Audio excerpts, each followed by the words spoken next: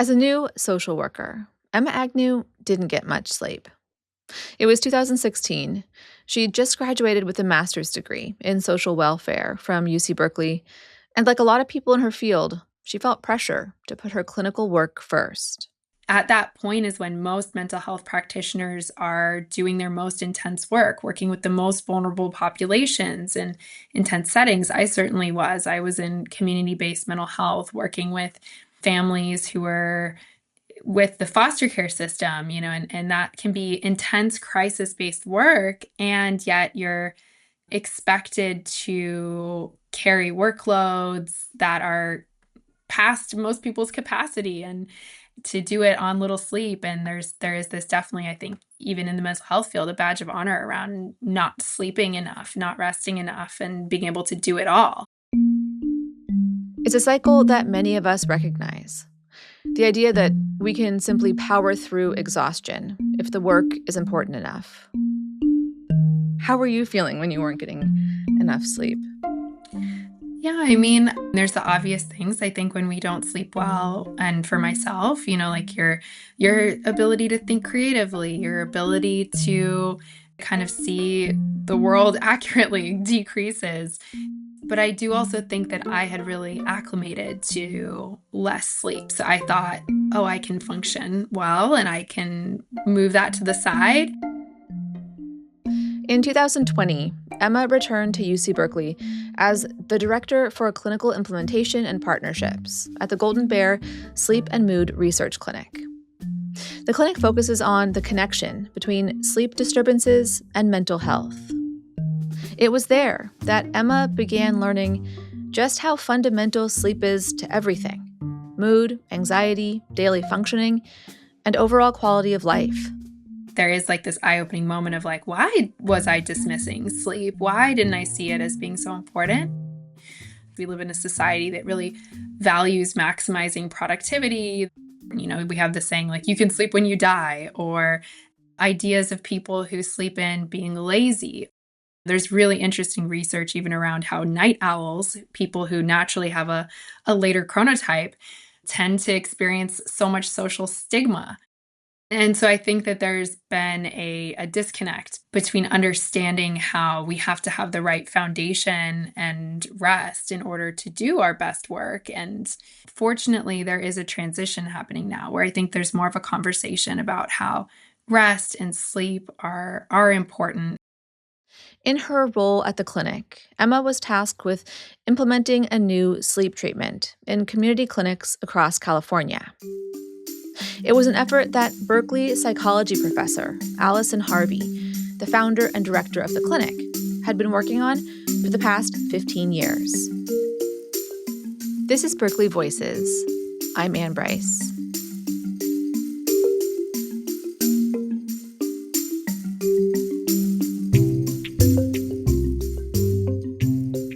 The Golden Bear Sleep and Mood Research Clinic was established in 2004.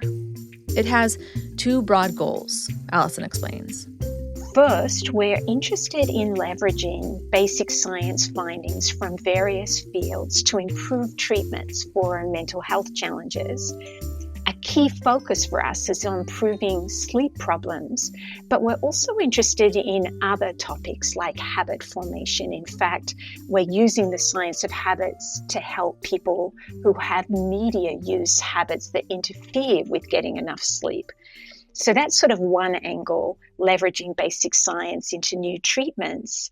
And then when we have the new treatments, we put on our implementation scientist hats and try to work out how to scale the treatment so it's widely available.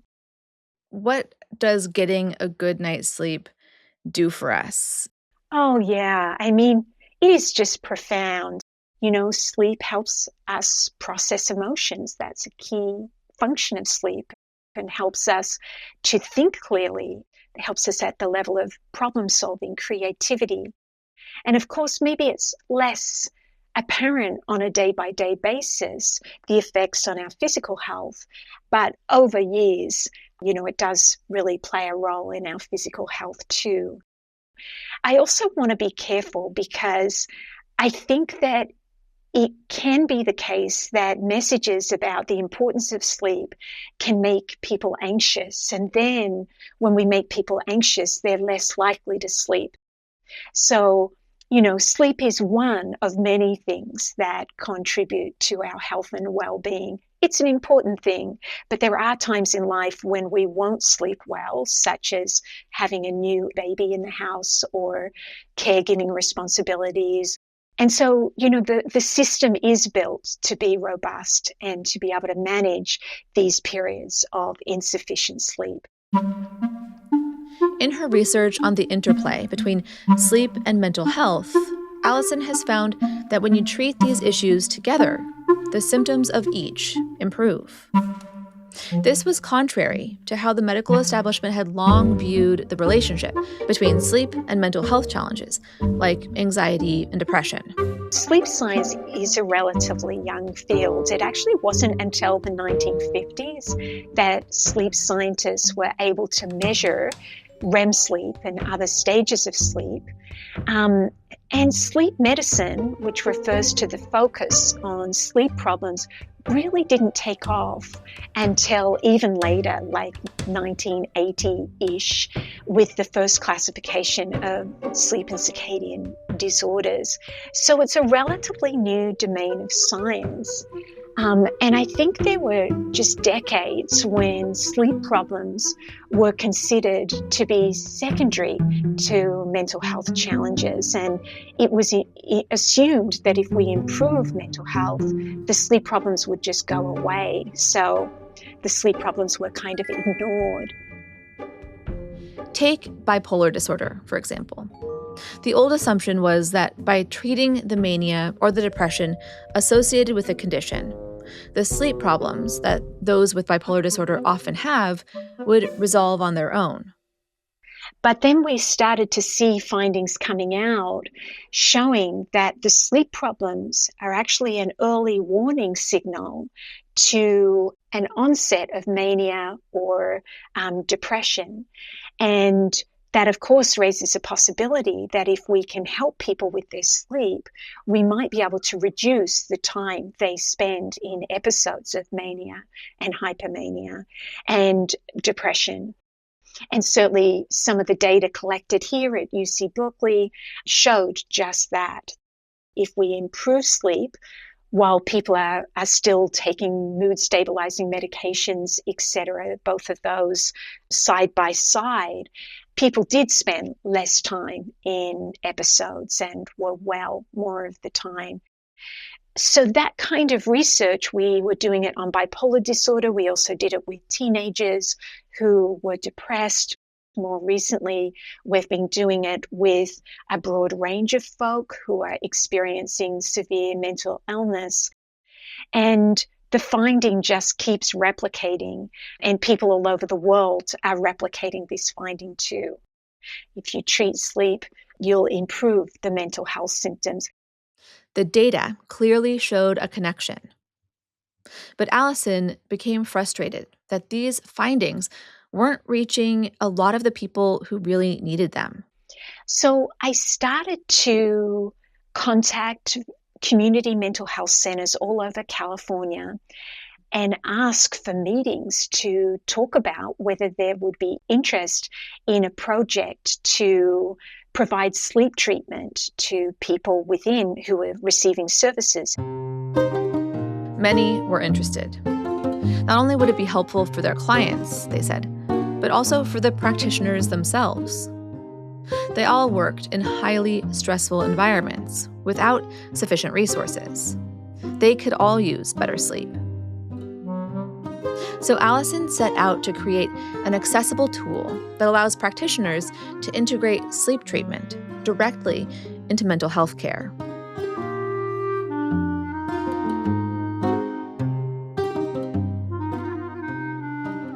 Treating sleep disorders is complex. Within traditional sleep and circadian disorder treatment research, the common approach for decades has been to focus on one disorder, like insomnia or nightmares. But Allison wanted to take a different approach. Because different kinds of sleep disturbances often occur together, She wanted to create a tool that would address the multifaceted nature of these disorders. So she teamed up with Daniel Buysse, a professor of psychiatry and of clinical and translational science at the University of Pittsburgh. Together, they developed the Transdiagnostic Sleep and Circadian Intervention, or TSC. It's a modular treatment that allows practitioners to mix and match different strategies, like adjusting a night owl schedule or managing bedtime worry, to fit each person's unique needs. It's designed to be helpful for a broad range of mental health challenges, and it's designed to be helpful for a broad range of sleep and circadian disorders that people experience. What does it look like when you're working on improving someone's sleep? Most people coming in for treatment are looking for the one thing that they can change to get rid of this sleep problem. We find that we're looking for 8+ things that we can change that together will make a big difference for sleep. Any one of those things, doing a tweak to it might not make an appreciable difference, but all 8+ of them do. So the kinds of things I'm talking about vary from person to person. So it's individualized. But what pops up a lot is regularizing bedtimes on weekdays to weekends. That one right there is huge, and definitely one that's hard for teenagers and young adults, but is really important. Then there are others that I might put in the domain of just general factors like checking in with people about caffeine use, alcohol use, etc.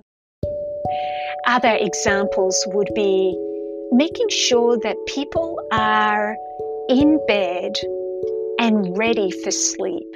So that involves having a regular wind down and really working on what that looks like with people. It sounds like it's, not rocket science, but actually it's very hard to do a good wind down for many of us.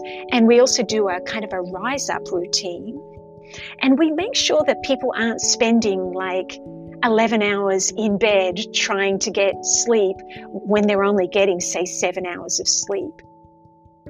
Is there something that you have taken and used in your sleep routine that has been really helpful to you? Yeah, I think that exercise is one of the most powerful and underused tools for improving sleep. It helps in every way.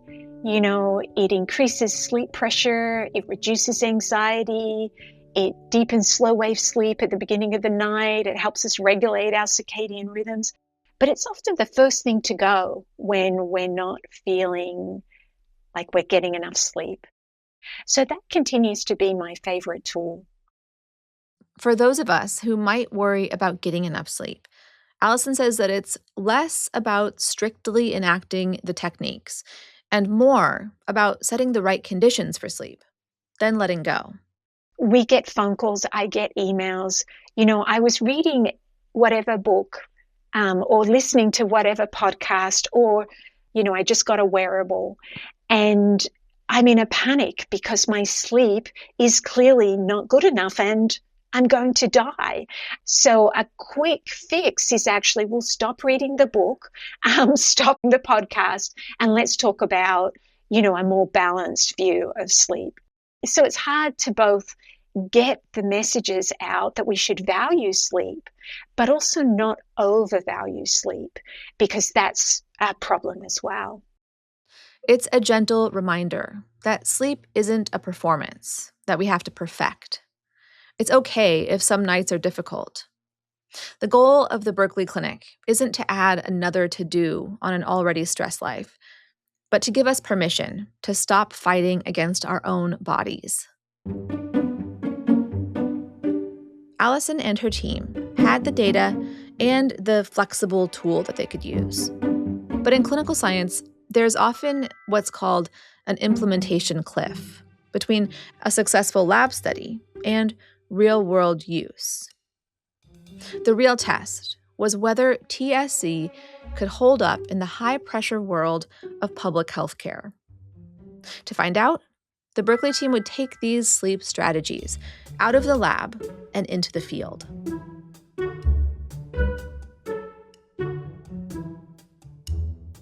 With funding from the National Institutes of Mental Health, the Berkeley team partnered in 2014 with a community clinic in Alameda County to prove the tool worked in the real world.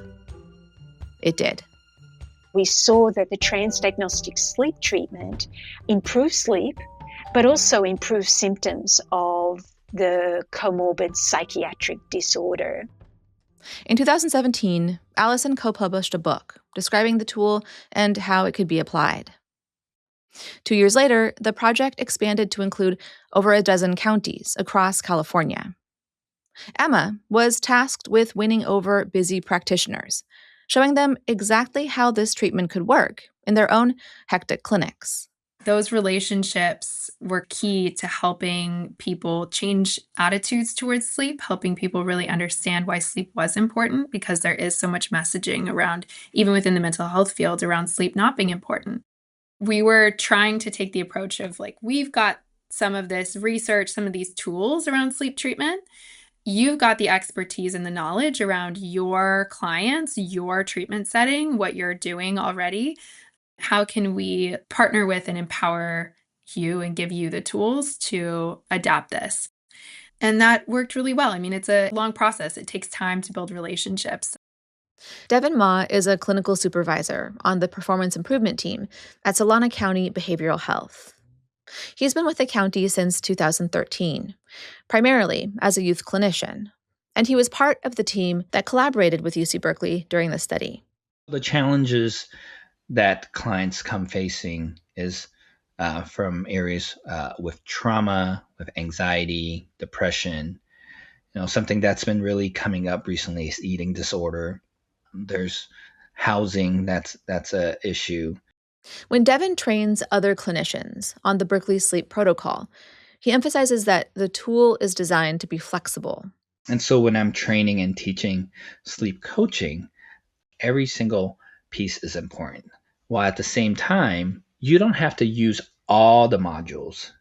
You can pick one of them and use that as a targeted work with your client. For Devin, the most critical module is the wind down, a period of transition designed to shift the body from daytime arousal to a state of rest. While this includes techniques like deep breathing or progressive muscle relaxation, Devin found that the most transformative change was detaching from the digital world. It's a practice that he's seen transform his own children's behavior. Once I learned about sleep back in 2020, I was like, oh, so this is how much separation a person needs from electronics to settle down, because kids are staying up, be it playing games on YouTube, TikTok, whatever social media they pick. And so detaching from that, even with my kids, it's done so much for them emotionally and physically. They're more focused, they're more present. Devin says that talking about sleep can sometimes be a bridge to deeper conversations. We are taking very vulnerable people at their most vulnerable moments and asking them to share everything with us. Culturally, there might be challenges in having people being open and transparent and honest about what's really going on in a household. And really, it's really building that trust, building that relationship. And so if I'm sleeping too little, it could be a conversation of oh, how come you're not sleeping so much? And it can go, oh yeah, I'm just bothered. I'm just thinking about a lot of stuff. Oh, what are you thinking about? Tell me more about that. Oh yeah, my kid just, he's been, drinking so much that I just don't know what to do with him. Oh, I was like, that is a problem. So I'm just wondering, well, what are you worried about that they're drinking so much? Well, I'm worried that they could get in an accident, they might hurt someone, or they might hurt themselves. So sleep, it opens up the doors for other related issues that are happening. Sophie Talyamani was another practitioner who saw the impact of the sleep treatment firsthand. During the study, she was a psychologist at First Hope, an early psychosis program in Contra Costa County. Sleep often played a pivotal role in her clients' symptoms. Lack of sleep can precipitate or exacerbate symptoms of psychosis. One client in particular, I remember him saying, wow, like I'm not seeing things as much, or, the hallucinations there had decreased when he noticed he was getting better sleep, more sleep. Sophie found that the protocol's practical nature made it easy to digest for families of loved ones with early psychosis, including conditions like schizophrenia. It is very isolating. It's very stigmatized. We try to treat not only the clients, but the families as well to get back to a sense of normalcy, get back to school, get back to work, function in their daily lives, and achieve their goals. For clinicians like Devin and Sophie, sleep became more than a measure of rest. It was a way to build trust, stability, and connection. And helping clients open up and families heal, they began to see just how much was at stake. Insights that are now starting to shape care at the state level. The Berkeley study ended in 2025. In all, nearly 600 clients at clinics across California formally received sleep treatment, although Emma estimates about 2,000 or 3,000 more received it informally. The Berkeley team has begun to publish their findings. Emma says the results are a stark validation of Allison's decades of research. What have been some of the outcomes that you've seen come from the clinics? In some of our early analyses, we found that 4 out of 5 clients that received sleep treatment alongside their normal care experienced fewer symptoms of psychosis. 63% had reported drinking less alcohol. Suicidal ideation severity was reduced for almost half of the clients, which was huge. Sleep treatment is literally something that is life-saving, I think, for people. I think that that's a really hopeful thing, again, about treating sleep. It really increases people's, capacity for dealing with the challenges in their life. And I think of it as also almost like a despair intervention. It really changes that. The change wasn't just in the clients either. Emma saw an evolution in how practitioners thought about sleep. A lot of times, initially, there would be a lot of skepticism. One line we heard a lot was, our clients are dealing with really severe issues or presentations that have to take priority. And yes, maybe we can get to sleep when there's no crises in their life or when everything else is going better. And I think there was a shift over time to realizing that improving sleep was crisis work and wasn't a secondary issue. That was actually one of the quickest and easiest tools to implement to help stabilize crises, to help improve the other things that were going on, and that it shouldn't be something that should wait. Several of our county partners ended up changing their intake workflows to make sleep be one of the first things that clinicians talk to clients about and prioritize making referrals for if there were problems. So that is one example of how the approach to sleep really changed. And Allison's decades-long research, she says, has been influential in this greater shift. She is someone who I think has hugely impacted and shaped the mental health field and the sleep treatment field. And I think some of her biggest impacts have been, firstly, seeing sleep treatment as critical and fundamental for anyone, no matter what mental health issues they're dealing with. Emma recently started a new position as manager of clinical care at a national therapy company called 2 Chairs. She plans to take the sleep and implementation science that she learned at the Golden Bear Sleep and Mood Research Clinic to all of her future roles as a clinical social worker. Sleep is definitely something that I will continue to specialize in for the rest of my career. It's something I love working with, something that, I want to keep at the center of my private practice and my work at 2 Chairs, because I just think it is such a foundation. I think that in the mental health field, there has sometimes been this approach or philosophy of almost like good mental health treatment is just this sort of like dusting of sprinkling of magic that happens. Like maybe it'll happen, maybe it won't. It's all about the like therapeutic alliance.